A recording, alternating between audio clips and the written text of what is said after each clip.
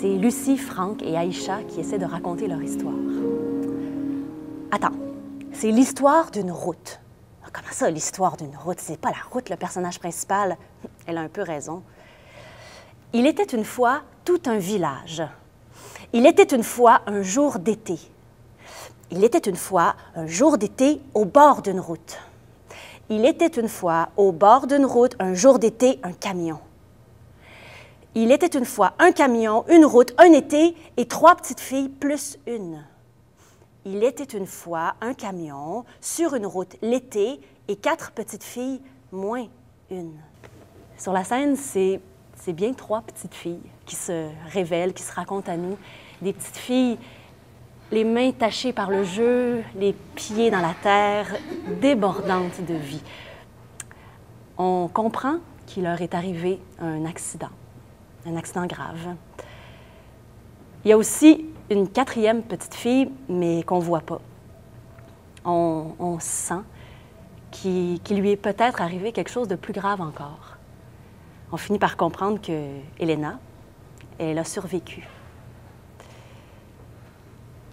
C'est un spectacle qu'on veut profondément lumineux pour parler à petits pas de survivance, de résilience, de la manière de trouver sa place dans une situation difficile. On a choisi de ne pas mettre Elena en présence sur scène, alors la question de trouver sa place se pose d'autant plus. Et puis aussi de trouver une place à l'intérieur de nous pour porter ces choses-là puis continuer à vivre. Je dirais aussi que c'est une histoire d'amitié.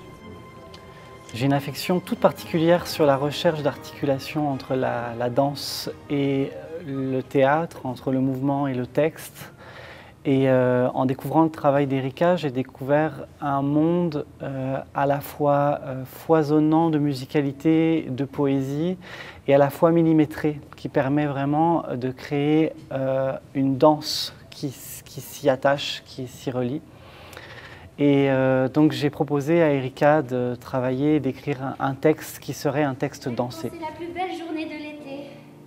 Même quand un gros camion ferme les yeux. Même quand tout d'un coup tout devient triste.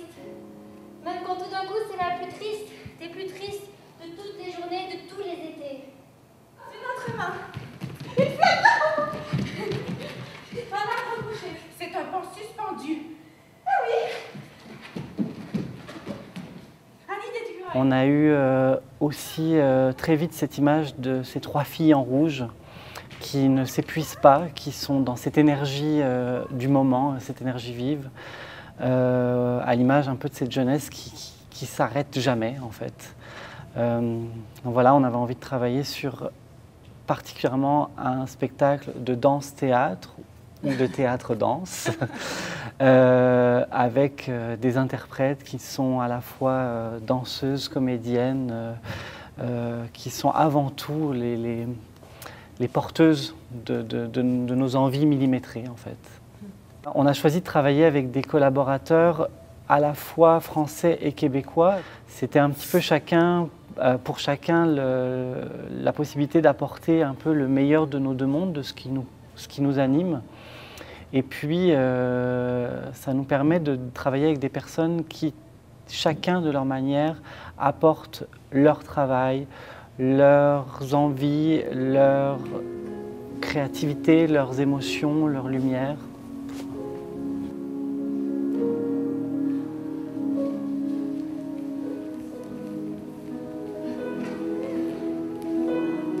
Christophe et moi, on a travaillé en amont de l'écriture avec des enfants. Pour moi, c'était important de travailler en écriture avec des enfants du groupe d'âge visé de 8 à 10 ans.